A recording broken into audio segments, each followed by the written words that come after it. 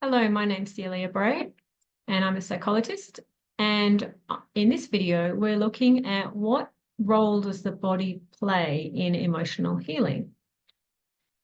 So all of us have had experiences where in our minds, we think, okay, this is a really good idea.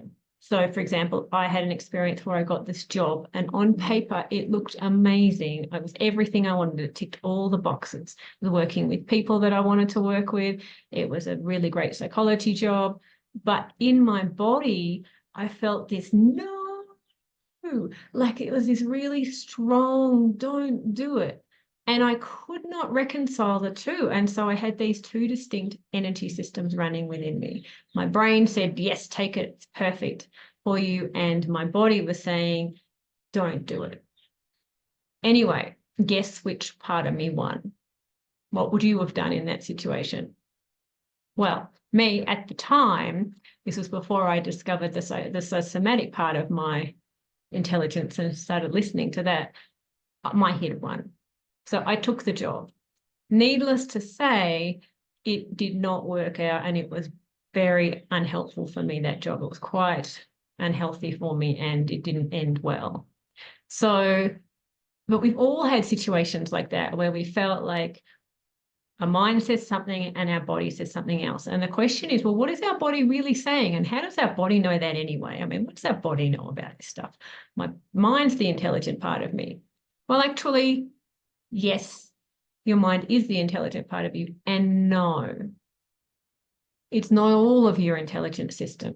In fact, a significant amount of our intelligence, our emotional intelligence, lives in our body. How do we know that? Because the science backs that up. There's been a lot of research done by Bessel van der Kolk, Peter Levine, Pat Ogden. A lot of really good researchers have been looking at the relationship between our body and our emotional well-being.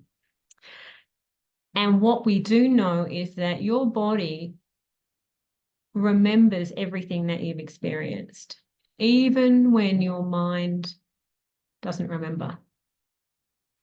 So if I was to ask you how much of your childhood you remember, what are all the things that happened in your childhood? Very few of us can actually remember all of that. And yet, when we get into certain situations, we suddenly behave in certain ways that, like when we were back in our family of origin, and suddenly we behave like we were a kid again in that family system. And we know we're grown-ups, we know better than that. But somatically, our nervous system goes back into that space. And often you will experience a lot of physical sensations in different situations in your life, and you won't understand what's going on, but you know it's uncomfortable and something doesn't feel right. So with somatic work, we can start to understand, well, what is actually the body trying to tell us and what's important to listen to? Because sometimes it's a sign of unhealed emotions from our past that get triggered. So it's not actually about the current situation. So it might be that you feel really overwhelmed when you are going into groups of people or crowds, all those sorts of things. And you don't quite understand why, because logically it's fine. So then that may be your body actually pointing to there's some healing that needs to happen for you. There's some resilience within your nervous system that has yet to be developed because of something that happened. So other times, your body's telling you something important about the present situation, like that sense of fight or flight, like I don't feel comfortable right now, this is not okay, I need to get out of here. So that's also something we need to know what to listen to. And how do you distinguish between the two?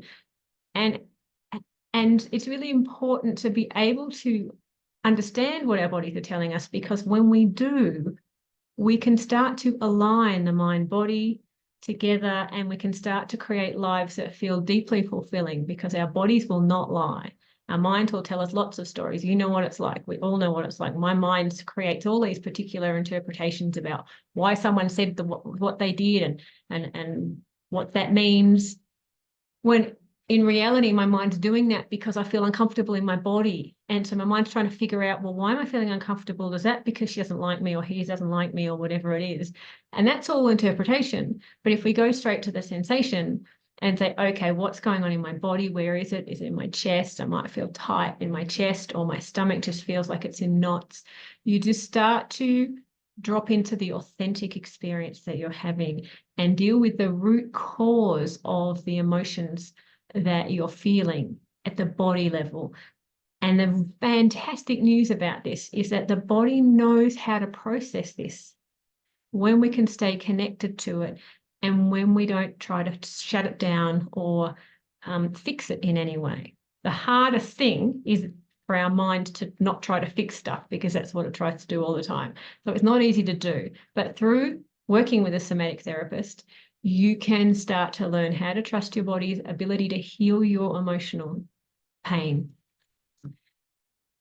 And you can start to get your mind and body in balance again and feel a lot more grounded and confident in your own skin, and also be able to process emotions. So you're not accumulating more and more stress because we're constantly busy running, and then we're not processing what's going on. And then we feel like, so it gives us an opportunity to land and settle.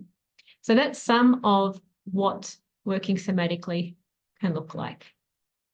If that resonates with you, feel free to reach out to me and we can perhaps work together.